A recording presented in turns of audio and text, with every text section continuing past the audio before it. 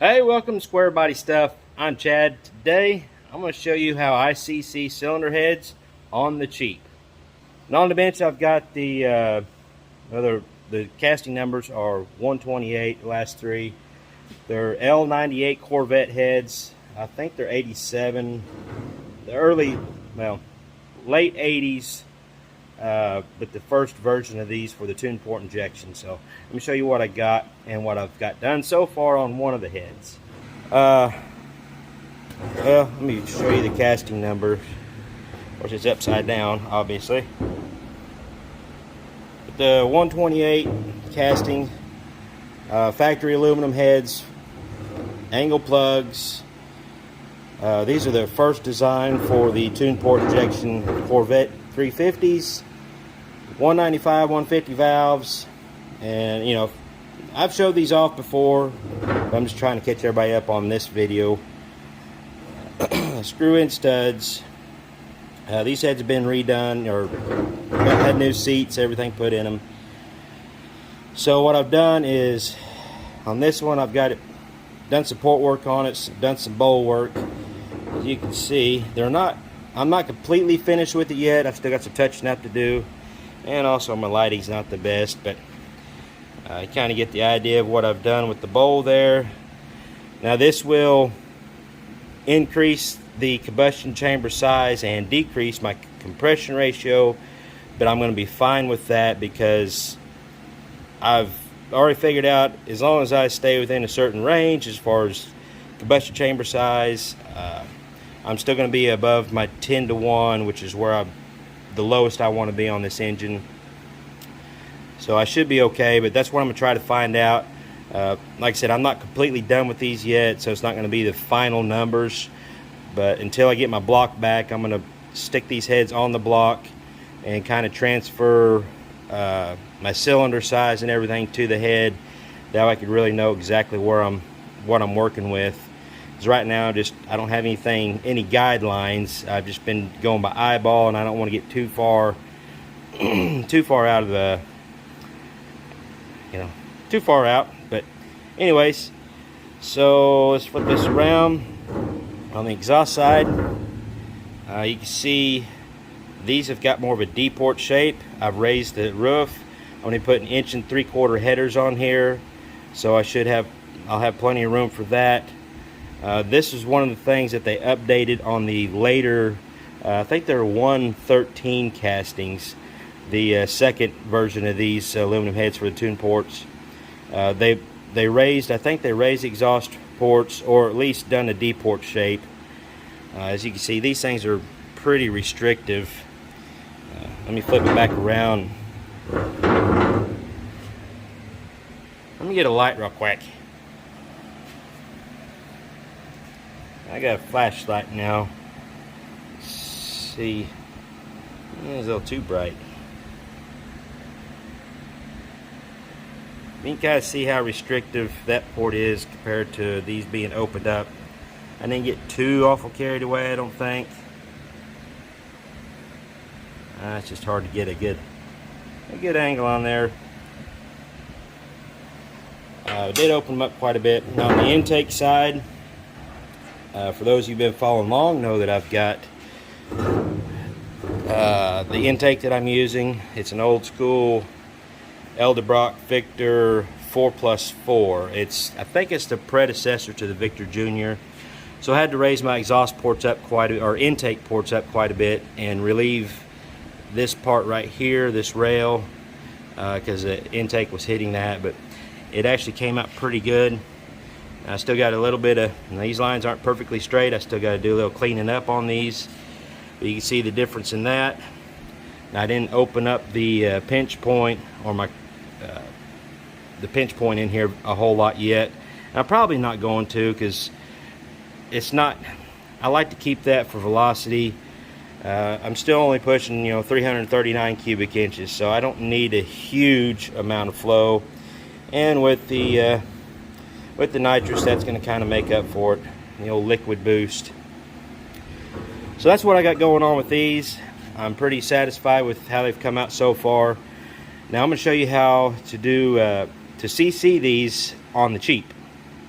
course, typically to do to CC cylinder heads or intake runners, exhaust runners, whatever you're going to do, fancy burettes, looks real scientific. Those work great.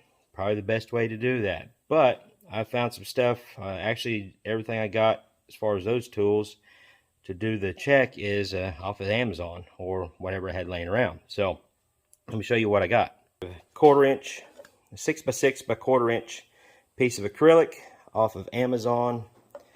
Hopefully you can see these holes. Now this hole I drilled to put this hose into, and I'll show you about this hose here in just a minute. But that hose just goes right into that hole. Now this hole is my vent hole. I've drilled it a small hole this way, and it doesn't go all the way through. It goes on the back side. That way when I put it on here, I can put that hose sealed in there nice and tight, and all the liquid will vent out of, or the air will vent out of that hole and give me, I don't have to worry about spilling over or anything like that. So it works pretty good. The other thing you're going to need is, of course, your valves. I got a pair of these syringes off Amazon. They came with these hoses. They're 100 milliliters, which milliliters is the same as cc's. So you can, this won't quite do most big block cylinders or combustion chambers, but you could always, once you put 100 milliliters in there, 100 cc's, then you can go back and fill it back up with 100 and go back and do your math and find out what your combustion chamber size is. The other thing you're going to need is some grease, which I didn't have any petroleum jelly. I couldn't find any in the house, so I was just going to use a little bit of regular old grease, and need some sort of liquid, which right now I'm just going to use water. Typically I like to use rubbing alcohol with some dye in it, food coloring, whatever you want to call it, but I didn't have enough alcohol to do that, so just for demonstration purposes I'm going to use water, which really there's not going to be that much of a difference between the two. The water does have a little more surface tension, so it won't quite fill in every little nook and cranny, but the difference between the two is going to be, there's not going to be that much of a difference between the two. So if you don't have any rubbing alcohol or want to save money, you can just use regular water, and it'll get you really, really close to knowing where you're at. First thing you're going to want to do is get your valves, and you just need just a tiny little bit of grease around the seat there, just enough to seal it up. It don't take a whole lot. You really don't want any squishing out. That'll mess with your readings too. But now if you're going to do the ports, you'll want to put a little bit around your apparently my neighbors are target practicing. I keep hearing gunshots, so hopefully everything's okay. But if you're going to do the intake ports, exhaust ports, to CC those, you'd want to put a little bit around the valve stem, just so it seals that up. For right now, we're just going to put it around the seat.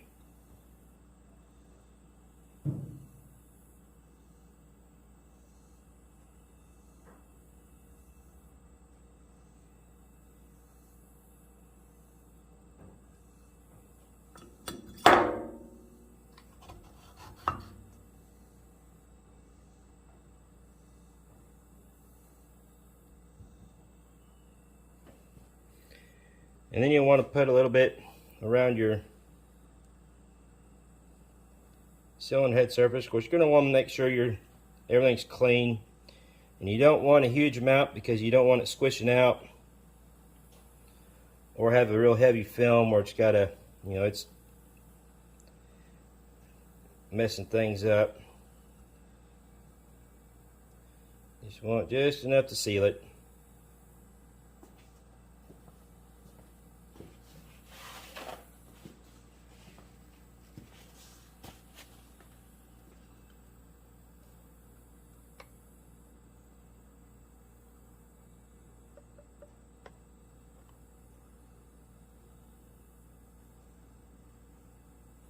And if you push down, it's not, you can see if it's squeezing out or not. I really didn't get quite enough on there.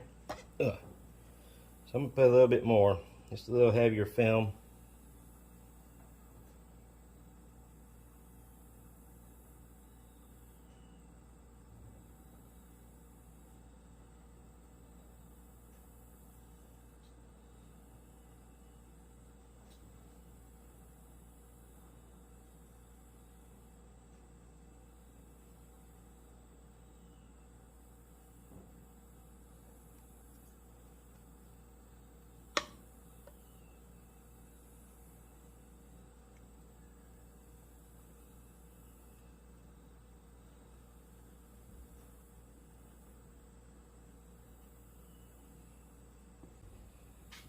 Now I'm going to take our hose, which twist right into the end of that, and suck up some water.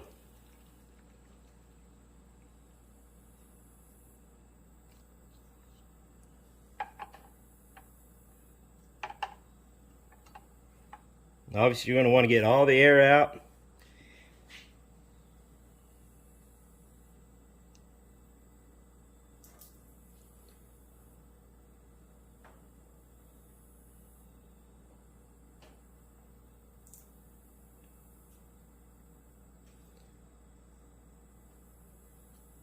It can be a little bit of a pain in the butt doing it this way, just to make sure you don't get air in there.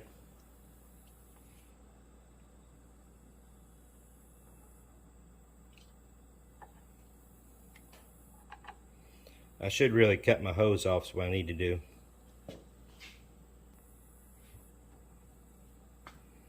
Alright, so I've cut my hose off to make it a little bit easier.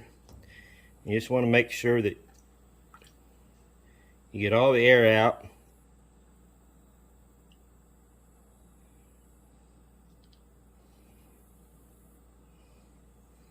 And I still need a little bit more fluid.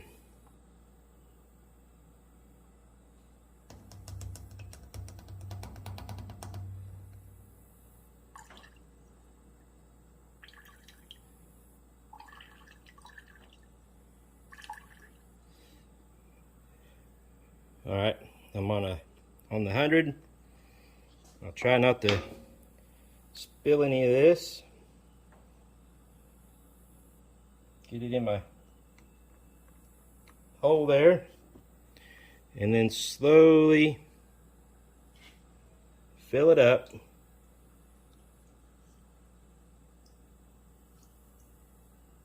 And my exhaust. Yeah, did you see what I did? I should edit that kind of stuff out, but I'm just going to leave it. But I forgot the spark plug. Need to put a spark plug in the spark plug hole. Try to use the same type of spark plug you're going to be using with these. That way you get an accurate measurement. I've got some NGKs. So I'll put the spark plug in real quick, and then we'll continue on. Alright, now I'm ready. I dumped all the water out of the combustion chamber, so I got an accurate measurement. I got my spark plug in now, and we're ready to go again. Let me slowly fill it up. Now these heads are supposed to be 58 cc's from the factory. I'm not for sure. I think these things have been milled. I'm not 100% sure. Oh, got just a little bit out. So we got to do this backwards, because obviously that's not 40 some cc's. That'd be 10, 20, 30, 40, 50, yeah, about 58 cc's. We're real close. Now, this is not maybe as precise as using a burette, but it'll get you really close on where you're at on your numbers, so you can get a real close idea on what your compression ratio is going to be. So I'm going to set up this other head and check it, see where I'm at on it. I've got everything set up, and I've got my spark plug in this time. So I'll fill it up.